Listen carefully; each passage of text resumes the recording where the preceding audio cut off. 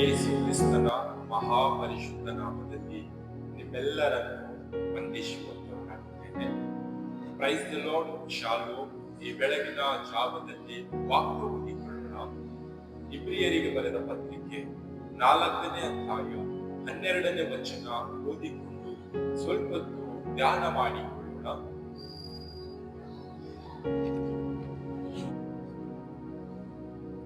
ಯಾಕೆಂದರೆ ದೇವರ ವಾಕ್ಯವು ಸಜೀವವಾದದ್ದು, ಕಾರ್ಯ ಸಾಧಕವಾದದ್ದು, ಯಾವ ಇಬ್ಬಾಯಿ ಕತ್ತಿಗಿಂತಲೂ ಹದವಾದದ್ದು, ಪ್ರಾಣ ಆತ್ಮಗಳನ್ನು ಕೀಲು ಮಜ್ಜೆಗಳನ್ನು ವಿಭಾಗಿಸುವಷ್ಟು ಮಟ್ಟಿಗೂ ದೂರಿ ಹೋಗುವಂಥದ್ದು, ಹೃದಯದ ಆಲೋಚನೆಗಳನ್ನು ಉದ್ದೇಶಗಳನ್ನು ವಿವೇಚಿಸುವಂಥದ್ದು ಆಗಿದೆ.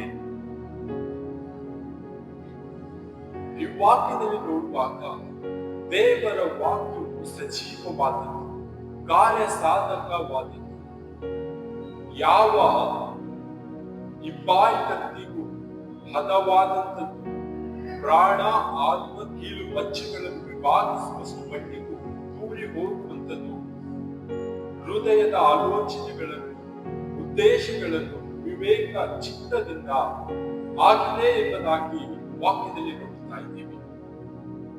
ನಾವು ಈ ಒಂದು ದಿನದಲ್ಲಿ ಈ ಲೋಕದಲ್ಲಿ ಜೀವಿಸುವಾಗ ಯಾವ ರೀತಿಯಾಗಿ ಜೀವಿಸ್ತಾ ಇದ್ದೇವೆ? ದೇವರ ವಾಕ್ಯವು ಸಜೀವವಾದದ್ದಾಗಿದೆ, ಕಾರ್ಯ ಸಾಧಕವಾದಂತದ್ದಾಗಿದೆ. ಅದನ್ನು ನಾವು ಕೈಕೊಂಡು ನಡೆಯುತ್ತಾ ಇದ್ದೇವಾ? ನಮ್ಮ ಜೀವಿತದಲ್ಲಿ ಯೇಸು ಕ್ರಿಸ್ತನ ವಾಕ್ಯ ಇರುವಾಗ ನಮ್ಮ ಜೀವಿತದಲ್ಲಿ ಕಾರ್ಯ ಸಾಧಿಸುವುದಾಗಿದೆ. ನಮ್ಮ ಹೃದಯದ ಆಲೋಚನೆಗಳನ್ನು, ನಮ್ಮ ಉದ್ದೇಶಗಳನ್ನು ತಿಳಿದುಕೊಳ್ಳುವಂತದ್ದಾಗಿದೆ ಮತ್ತು ನಮ್ಮ ಪ್ರಾಣ ಆತ್ಮ ಕೀಲು ಮಜ್ಜೆಗಳನ್ನು ವಿಭಾಗಿಸುವಷ್ಟು ಮಟ್ಟಿಗೆ ವಾಕ್ಯ ದೂರಿ ಹೋಗುವಂತದ್ದಾಗಿದೆ. ಇಬ್ಬಾಯಿ ಕತ್ತಿ ಎಂಬುದಾಗಿ ನೋಡುವಾಗ ಅದು ಎರಡು ಬದಿಯಲ್ಲಿ ಶಾರ್ಪ್ ಆಗಿರುತ್ತದೆ. ಇಬ್ಬಾಯಿ ಕತ್ತಿಯ ಹಾಗೆ ಇರತಕ್ಕಂತ ವಾಕ್ಯ ನಮ್ಮಲ್ಲಿದೆ. ನಮ್ಮ ಬಾಯಿಂದ ನಾವು ನುಡಿಯುವಾಗ ನಮ್ಮ ಜೀವಿತದಲ್ಲಿ ಕಾರ್ಯವಾಗುವಂತದ್ದಾಗಿದೆ. ನಮ್ಮ ಪ್ರಾಣ ಆತ್ಮ ಕೀಲು ಮಜ್ಜೆಗಳನ್ನು ವಿಭಾಗಿಸುವಂತದ್ದಾಗಿದೆ. ನಮ್ಮ ಹೃದಯದ ಆಲೋಚನೆಗಳು, ನಮ್ಮ ಉದ್ದೇಶಗಳು ವಾಕ್ಯ ವಿವೇಚಿಸಿ ತಿಳಿದುಕೊಳ್ಳುವಂತದ್ದಾಗಿದೆ. ನಾವು ಈ ಒಂದು ದಿನದಲ್ಲಿ ಲೋಕದಲ್ಲಿ ಯಾವ ರೀತಿಯಾಗಿ ಜೀವಿಸ್ತಾ ಇದ್ದೇವೆ? ಎಸೆಕೇಲನ ಪ್ರವಾದನ ಗ್ರಂಥದಲ್ಲಿ ನೋಡುವಾಗ ಎಲುಬುಗಳ ರಾಶಿಗಳಿಗೆ ನುಡಿಯುವಾಗ ಎಲುಬುಗಳು ಟಕಟಕನೆ ಜೋಡಣೆವಾಯಿತು. ಅದು ಯಾವುದರ ಮುಖಾಂತರವಾಯಿತು ಎಂಬುದಾಗಿ ನೋಡುವಾಗ ಸಜೀವವಾದ ದೇವರ ವಾಕ್ಯದಿಂದ. ಪ್ರಾಯದ ಸುವಾರ್ತೆಯಲ್ಲಿ ನೋಡುವಾಗ ಬೇಡಿಕೊಳ್ಳಿರಿ ನಿಮಗೆ ದೊರೆಯುವುದು, ಹುಡುಕಿರಿ ನಿಮಗೆ ಸಿಕ್ಕುವುದು, ತಟ್ಟಿರಿ ನಿಮಗೆ ತೆರೆಯುವುದು ಎಂಬುದಾಗಿ ವಾಕ್ಯ ಹೇಳ್ತಾ ಇದೆ. ಆ ಎಲ್ಲ ಕಾರ್ಯಗಳು ವಾಕ್ಯ ನಾವು ನುಡಿಯುವಾಗ ನಮ್ಮ ಜೀವಿತದಲ್ಲಿ ಆಗುವಂತದ್ದಾಗಿದೆ. ನಾವು ಈ ಒಂದು ದಿನದಲ್ಲಿ ಜೀವವುಳ್ಳ ದೇವರ ವಾಕ್ಯವನ್ನು ಕೈಕೊಂಡು ನಡೆಯಬೇಕು. ಕೈಕೊಂಡು ನಡೆಯುತ್ತಾ ಇದ್ದೇವಾ? ಜೀವವುಳ್ಳ ವಾಕ್ಯವನ್ನು ನಾವು ಅನುಸರಿಸುತ್ತಾ ಇದ್ದೇವಾ? ನಮ್ಮ ಆತ್ಮದಲ್ಲಿ ಯಾವಾಗಲೂ ದೇವರ ವಾಕ್ಯವಿರಬೇಕು. ದೇವರ ವಾಕ್ಯ ನಮ್ಮಲ್ಲಿರುವಾಗ ಅದು ಕಾರ್ಯ ಸಾಧಿಸುವುದಾಗಿದೆ. ನಮ್ಮ ಹೃದಯದ ಆಲೋಚನೆಯನ್ನು, ನಮ್ಮ ಹೃದಯದ ಉದ್ದೇಶವನ್ನು, ನಮ್ಮ ಪ್ರಾಣ ಆತ್ಮ ಕೀಲು ಮಜ್ಜೆಗಳನ್ನು ಕಾದು ನಡೆಸುವಂತದ್ದಾಗಿದೆ. ಈ ಒಂದು ದಿನದಲ್ಲಿ ಈ ಲೋಕದಲ್ಲಿ ನಾವು ಯಾವ ರೀತಿಯಾಗಿ ಜೀವಿಸ್ತಾ ಇದ್ದೇವೆ? ನಮ್ಮದೇ ಆದಂತ ಜೀವಿತ, ಕೆಟ್ಟ ಮಾರ್ಗ, ಪಾಪದ ಜೀವಿತ, ನಾಶದ ಮಾರ್ಗದಲ್ಲಿ ನಾವು ಜೀವಿಸುತ್ತಾ ಇರುವುದಾದರೆ ದೇವರ ವಾಕ್ಯ ಸಜೀವವಾಗಿದೆ.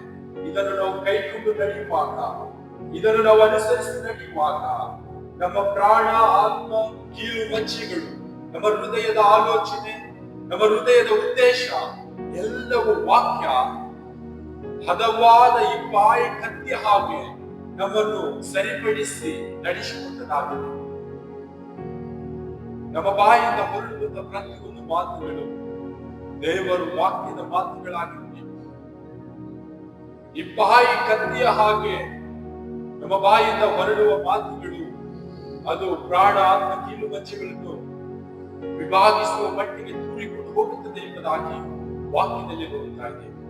ಈ ಒಂದು ದಿನದಲ್ಲಿ ಈ ಲೋಕದಲ್ಲಿ ಜೀವಿಸುವಾಗ ಅನೇಕ ಜನರು ಈ ಲೋಕದಲ್ಲಿ ನಾಶದ ಮಾರ್ಗದಲ್ಲಿ ಜೀವಿಸ್ತಾ ಇದ್ದಾರೆ. ಅಂತ ಮಕ್ಕಳಿಗೆ ದೇವರ ವಾಕ್ಯ ಸಜೀವವಾದದ್ದು, ಕಾರ್ಯ ಸಾಧಿಸುವಂಥದ್ದು. ನಿಮ್ಮ ಹೃದಯ, ನಿಮ್ಮ ಆಲೋಚನೆಗಳು, ನಿಮ್ಮ ಉದ್ದೇಶಗಳನ್ನು ವಾಕ್ಯದ ಮೂಲಕ ತಿಳಿದುಕೊಳ್ಳುವಂತದಾಗಿದೆ ಎಂಬುದಾಗಿ ನಾವು ಬೋಧಿಸುವಂತವರಾಗಬೇಕು. ನಾವು ಅದನ್ನು ಕೈಕೊಂಡು ನಡೆಯುವಂತವರಾಗಬೇಕು. ಈ ರೀತಿಯಾಗಿ ನಾವು ಜೀವಿಸುವಾಗ ನಮ್ಮ ಜೀವಿತ ಈ ಲೋಕದಲ್ಲಿ ಇರುವ ಕಾಲವೆಲ್ಲ ದೇವರ ವಾಕ್ಯದ ಮುಖಾಂತರ, ದೇವರು ನಮ್ಮ ಜೀವಿತದಲ್ಲಿ ನುಡಿದಂತಹ ಪ್ರತಿಯೊಂದು ವಾಕ್ಯವು ಕಾರ್ಯ ಸಾಧಿಸುವಂತದಾಗಿದೆ. ಈ ಒಂದು ಸುಂದರ ಸಮಯವಾಗಿದೆ.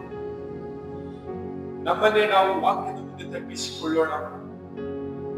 ದೇವರ ವಾಕ್ಯ ಸಜೀವವಾದದ್ದು, ನಮ್ಮ ಪ್ರಾಣ ಆತ್ಮ ಕೀಲು ಮಚ್ಚೆಗಳನ್ನು ವಿಭಾಗಿಸುವಂಥದ್ದು, ಈ ಬಾಯಿ ಕತ್ತಿಗಿಂತ ಹದವಾದದ್ದು. ನಮ್ಮ ಹೃದಯದ ಆಲೋಚನೆಗಳು, ಉದ್ದೇಶಗಳು ವಾಕ್ಯ ತಿಳಿದಂತದಾಗಿದೆ. ಆ ವಾಕ್ಯವನ್ನು ನಾವು ಕೈಕೊಂಡು ನಡೆಯುವಂತವರಾಗೋಣ.